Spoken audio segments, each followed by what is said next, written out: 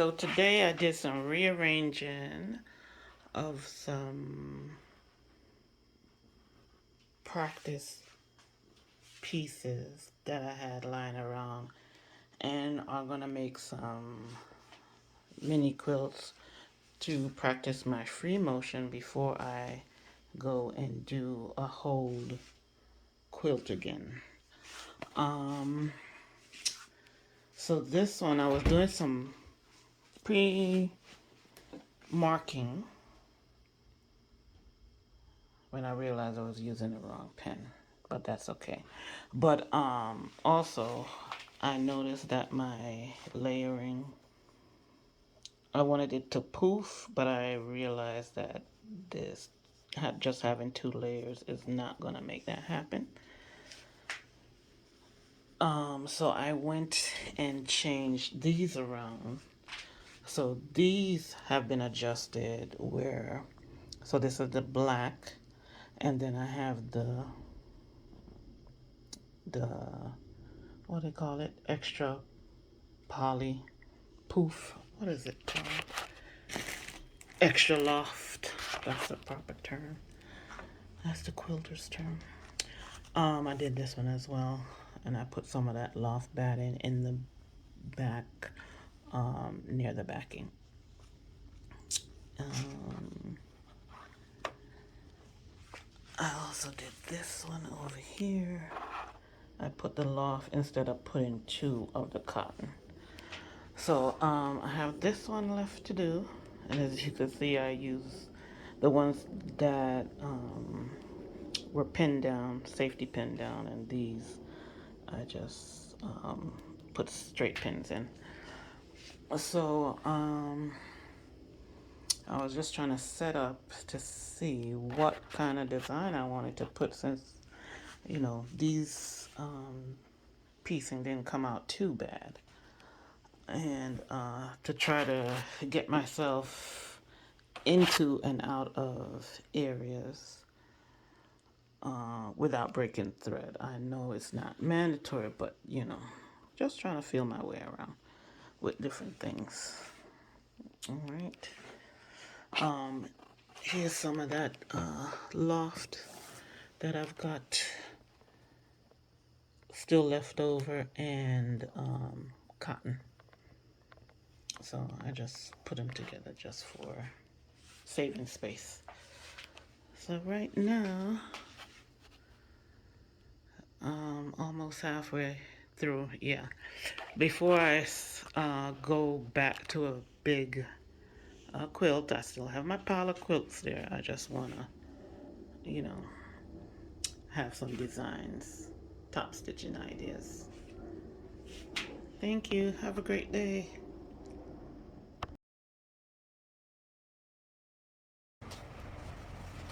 All right, so here we go with this. I could take this, whoops.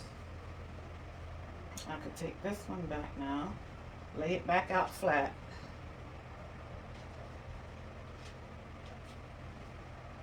Whew.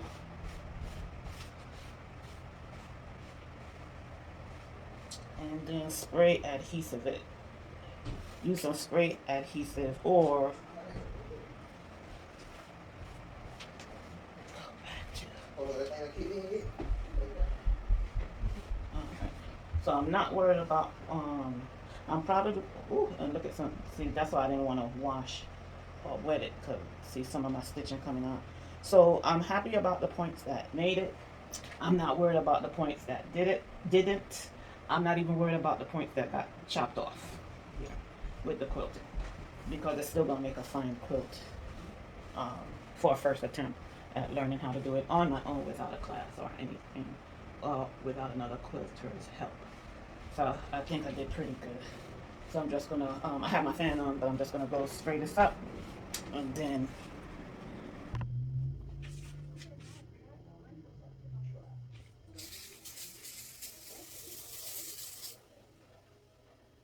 okay, so this is what I have.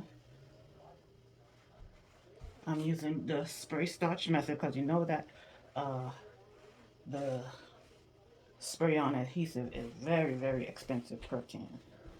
So I'm doing the top first, Then I'll go back and once I get that done, do the bottom. This one feels pretty good. I think this is wool. So this one is feeling like it's gonna be easier to stick. Okay. So we got that side.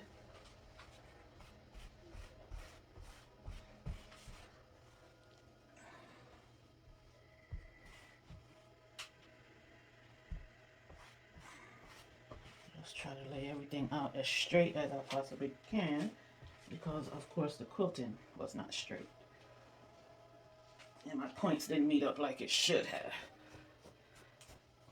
Okay, so I'm just going to spray this part lightly. I spray both the backing and the batting.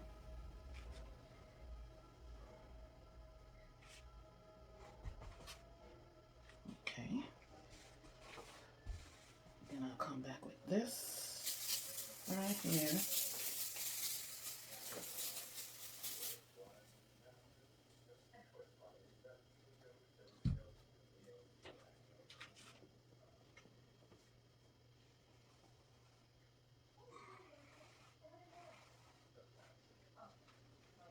Oops. I think I moved the whole thing here. Yeah, but you just have to take your time and smooth it out, both sides. Ooh, yeah, this is terrible because some of my blue, I noticed that bleeding.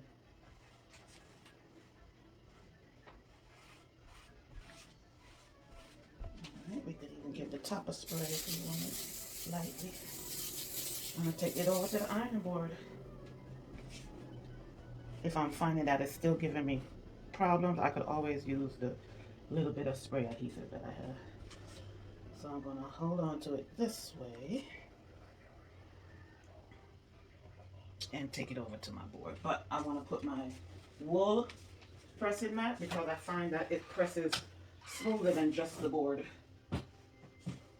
So I'm going to do that.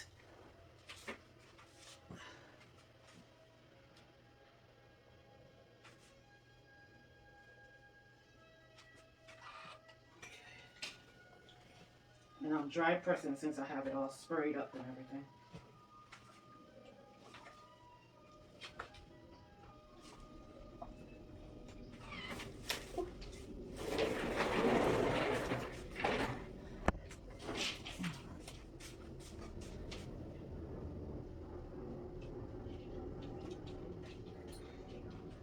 So right now I'm just using some straight pins after I pressed it down.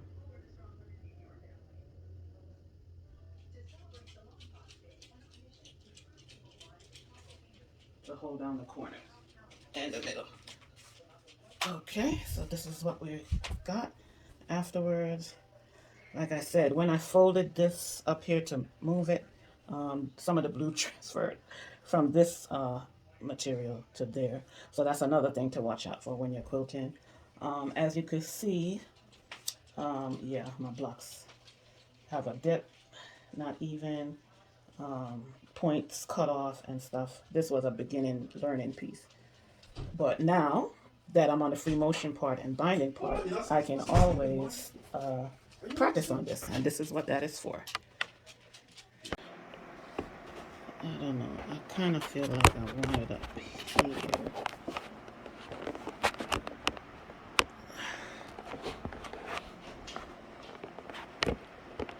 That's going to be resting on my work.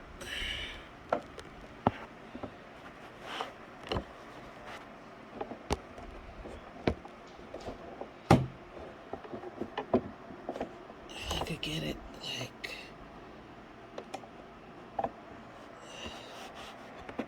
out of my way though.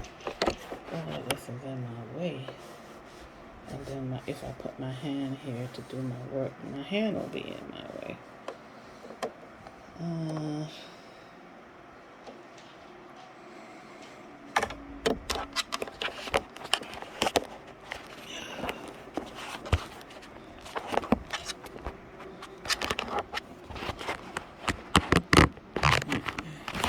whole thing is not turning. That's the problem.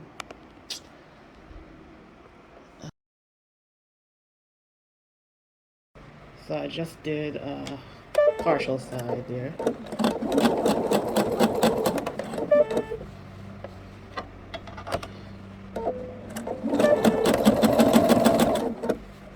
My alarm is beeping at me.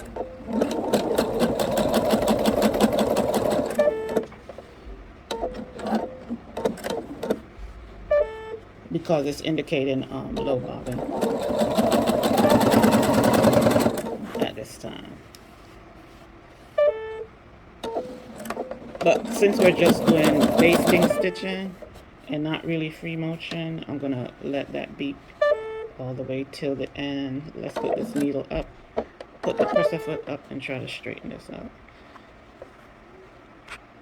That's one thing with needle back down with the basting and not getting your fabric to move. You gotta be careful. Let me lower this speed as well, and I'm gonna continue to. All right, we're gonna turn again.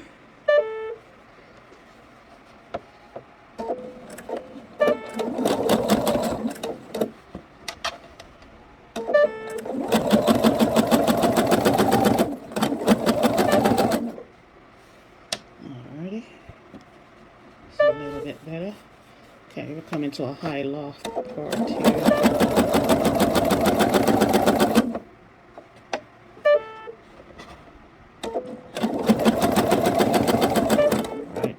Edge. Turn my project around. Take my pen out of here. And keep going.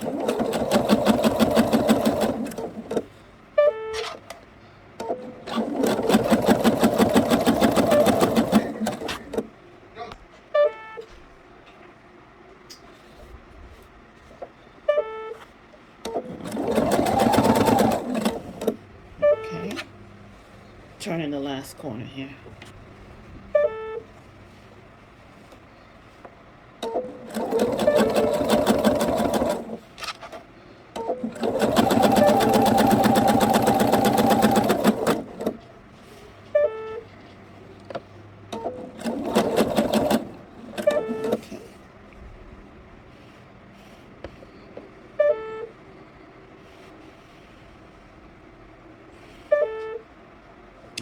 And I'm liking that. I'm liking the puffy. Let me see if I could turn my light on. Okay, there it is. So you can see it over there. Yeah, so. Yay. Needle up. Oops. And press the foot up. We can see that. Beautiful. Nice and puffy. So I'll go ahead and cut off the extra that is here that we don't need. Okay. Great.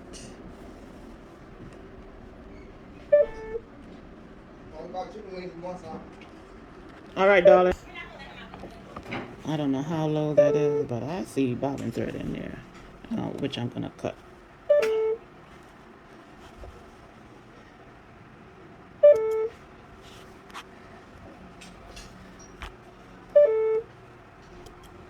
Okay, and I can see bobbin down there, so I don't know what's going on, but we're gonna keep rolling until it's really done. Alrighty, so here comes our next work. This is the pink one, pink and black. Yeah.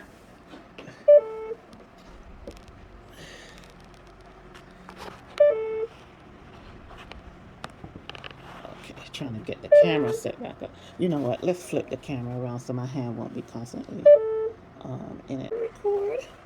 Okay, so I kind of.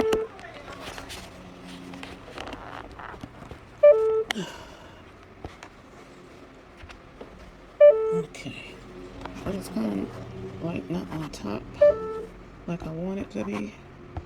Hey, but that's the best I could get it. Let me see, without showing the whole room. All right. Okay. Ow. Ooh, okay. got it some kind of way there. Okay, so the only problem might be that you cannot see my. Oh, no, you can't see the. Was it that much of it? Let's see how big I had it. Increase the size. Oh boy. Alright, this camera is not working with me. Let me see. Is that showing? No, that's showing more of the table. Okay. Alright. Hopefully we can see that on camera. Yeah.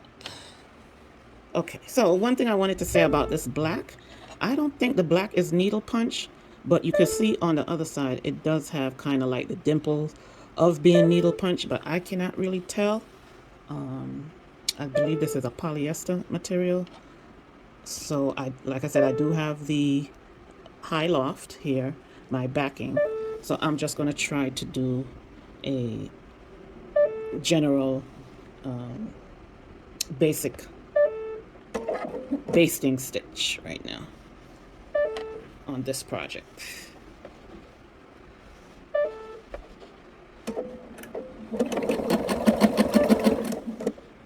So that when I'm ready to actually quilt, I will be all stable and ready to go.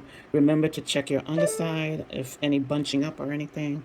I just removed that pin from the corner and stitching right to the edge there, turning my project, and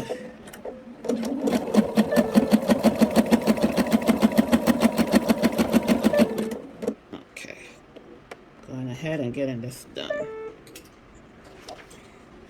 Alright, once again, checking the back. Reach the another corner turning. I turned. You can see some of the fabric has faded. That's how long this block has been laying around in my stash here. So now that I'm to the free motion part, this has turned into a useful. You see what happened here? You see how that's turned, flipped over? So if I had continued sewing, all of this would have been caught underneath there. So please, please, please constantly check to make sure that your fabric is straight and secure. Your backing is straight and secure. You don't want to have to pull out any stitching that you've done, even though this is going to be removed because it's a basting. So either before you turn your fabric or after you, let me sew it to the end, or after you've turned it, just keep a check on it. Even when you are free motion, this can get caught up as well when you're doing your free motion quilting.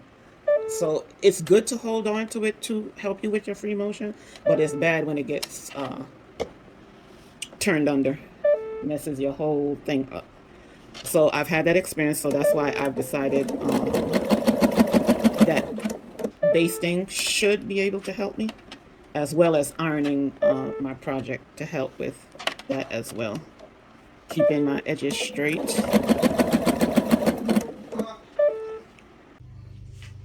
So I tried to draw out some lines with the incorrect marker. So what I'm going to do now is just unpin it. These were washable, so-called washable markers, but when I tried to spray it and try to correct the mistake I made with the markers, it just, as you can see, especially in the white, made it worse.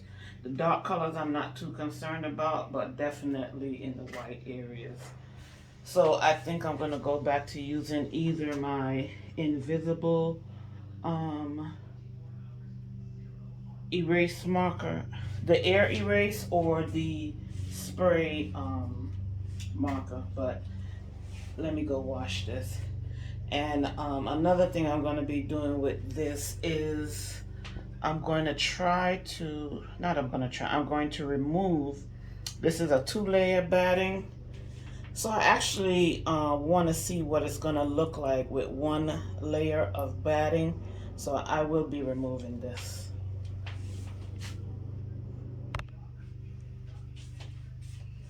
I didn't realize, but this end was on a fold. So what I'm doing now is just cutting the fold.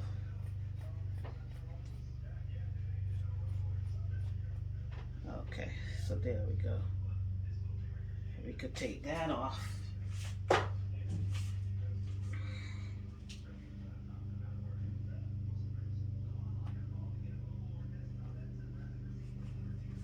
And what happened was, instead of trying out the marker first, like direction says, I did not try it out.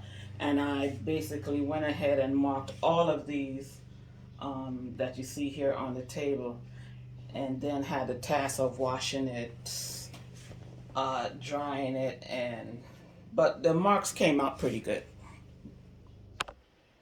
Okay, so I did some quick hand rinsing in the sink, and yeah, I gotta give Crayola their props. Um, in the cotton fabrics it came out, but this white specialty fabric, I had a difficult time doing that. And Crayola did give the instructions to just wait it out. Now remember, this my second day having the markings in, so this one, yeah, I could feel that the texture of this had a lot more in the design, so I'm sure that this orange line that seems to have not budged. Um, but the ones with the less texture came out pretty good. And my cotton fabric came out completely. So at first I tried cold water, and then I tried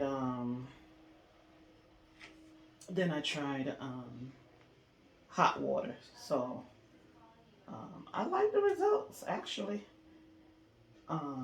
This was gonna be cut off anyway. This was just my half-inch marking, but I'm pretty happy with it. So I'll just iron it and let it dry off a little bit. Now, so I have my one layer now. So I'm just gonna turn this over, because this is the needle punch side. You can see where it's been punched through, and this is the back side of my batting. This doesn't feel like cotton. This kind of feels like wool, but I'm not sure because I cut them so long ago. As you can see, I have a lot of unfinished um, projects. The reason I didn't want to put my piece in the washing machine is because this piecing was done when I was first learning how to piece, and I didn't want to take the chance of any of my sewing coming out, because I don't remember if I had done tiny stitching here or not. So I didn't want to take that chance. That's why I just went by my kitchen sink. All right, so the other project we're gonna do as well is this one. Once again, I tried marking everything, and now I don't like the pattern. And like I said with the other one, I want to try, this one has two pieces as well, but I want to try doing it one piece. I'm gonna try washing this out, and then I'll come back.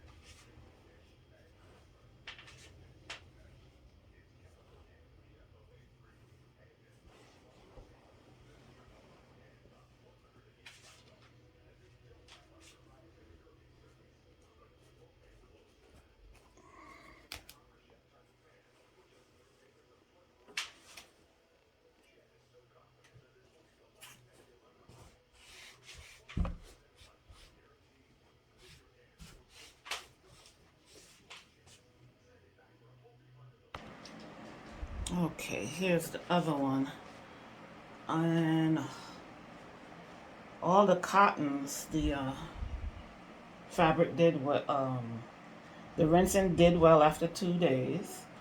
But of course, with the white, with the specialty, it almost feel like a latex um, on top of this, the design. So I guess that is what's keeping a hold on with the marker. But like I said, this is after 2 days. So I'm gonna iron this out. I have the other one drying, and then I'll get it back on the batting and ready to sew.